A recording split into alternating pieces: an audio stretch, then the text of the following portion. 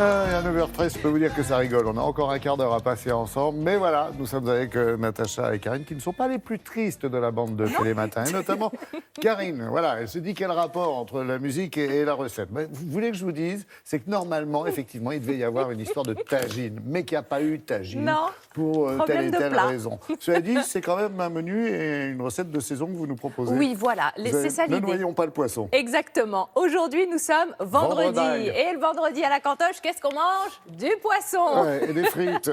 Oui, et des frites. Non, plus sérieusement, on a pendant ces 3 jours-là envie de vous parler du printemps. Il fait beau, on a envie de légèreté. Donc, on a pensé poisson. Poisson de saison égale lotte. C'est un poisson qu'on ne voit jamais en entier sur les étals. Vous savez pourquoi? Il est coupé en deux. C'est très moche. C'est une tête, c'est horrible. C'est une horreur. D'ailleurs, longtemps, on le rejetait à la mer parce qu'on pensait qu'il portait malheur. Il avait vraiment comme surnom le diable des mers. J'en connais d'autres. De quoi? Qui porte malheur? Non, des poissons très moches. Ah bon, d'accord.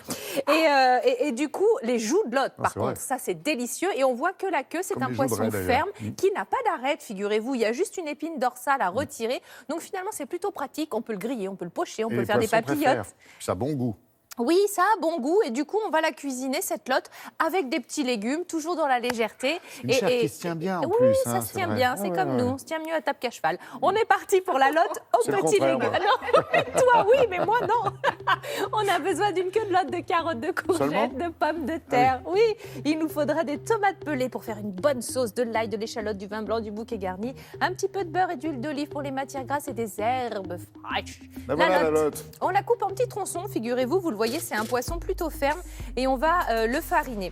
Le fariner, j'allais dire, c'est plus pour la gourmandise qu'autre chose, vous savez, parce qu'après, ça colore bien. Moi, j'aime bien ça. Un peu façon meunière, vous voyez, c'est ça l'idée. Hein? Oui, ou quand on fait les tagines. Oui, vous me cherchez, vous, ce matin. C'était écrit en plus. Bien sûr. Alors voilà, si c'est écrit, c'est que c'est vrai. Donc on va bien sûr bien assaisonner les morceaux de poisson, du sel, du poivre, et puis on va les mettre dans une poêle avec de la matière grasse, de l'huile chaude, et puis après on rajoute ces petits morceaux de beurre, on laisse frichouiller tout ça. La lotte, vous la sortez comme la viande, au moins 1 heure avant de la cuisiner, et comme la viande, vous la laissez reposer. Ce sont les mêmes règles. Alors qu'elle est morte, hein. Oui, absolument. Mais il faut qu'elle se repose. Exactement. L'échalote, elle va nous servir bien sûr à donner du goût à notre préparation. On va mettre de l'ail. Ah, l'ail dans la cuisine, ça aussi, ça sent les beaux jours. Et donc, dans la même casserole, dans le même récipient, vous allez faire revenir l'échalote. Vous allez donc rajouter l'ail qu'on a simplement écrasé. On va bien remuer tout ça et puis on va passer aux petits légumes parce qu'on en a parlé, mais maintenant, il faut s'en occuper. Oui, parce que c'est pas parce qu'il y a de la lotte qu'il n'y a que de l'échalote. Exactement. On va s'occuper du taillage de nos légumes. Alors, écoutez, oui, grossièrement, on ne cherche pas un travail de précision. On va prendre un petit peu de courgettes, un petit peu de carottes également, qu'on va couper en biseau. Ça permet de libérer plus d'arômes, plus de goût, puisque la surface de taille est plus longue que si on l'a coupé en rondelles. Voilà. Donc, ça va libérer plus de saveur. Alors que pour la pomme de terre, c'est pas utile. C'est pas utile pour la pomme de terre. On a pris des petites rattes parce que on aime bien cette pomme de terre qui a été quand même médiatisée par Joël Robuchon avec cette fameuse purée. C'est vrai qu'elle est très goûteuse. On va des tomates pelées, parce que c'est pas la saison des tomates. Alors allez pas me mettre des tomates fraîches là-dedans. Ça vient de la boîte, ça.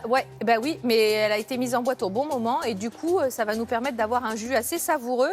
Vous allez mettre du vin blanc, un petit bouquet garni, c'est ce que j'ai jeté comme ça au dernier moment. Et puis, on va bien sûr assaisonner et laisser réduire tranquillement, une petite dizaine de minutes, ça va plutôt vite. Ensuite, on rajoute la lotte, on va laisser de nouveau un petit quart d'heure et c'est prêt. Voilà, en fait, on a vraiment du poisson bien revenu. Là, j'enlève le bouquet garni, c'est meilleur. Et puis, on va rajouter des herbes fraîches. On peut mettre de la ciboulette, on peut mettre du persil, on peut mettre du cerfeuil. Mettez ce que vous aimez, mais voilà, on ne se prive pas des herbes fraîches. Cette cuisine qui recommence à prendre des couleurs. Attendez, c'est tout? C'est aussi simple que ça? Oui. Ça frise l'escroquerie, votre affaire? Mais pas du tout. Écoutez, plus c'est simple, plus nos téléspectateurs se disent « Ah bah tiens, pourquoi pas ?»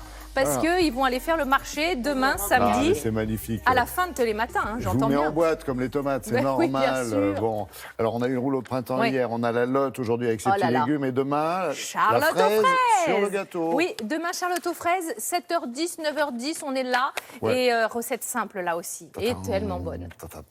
Merci beaucoup, Karine.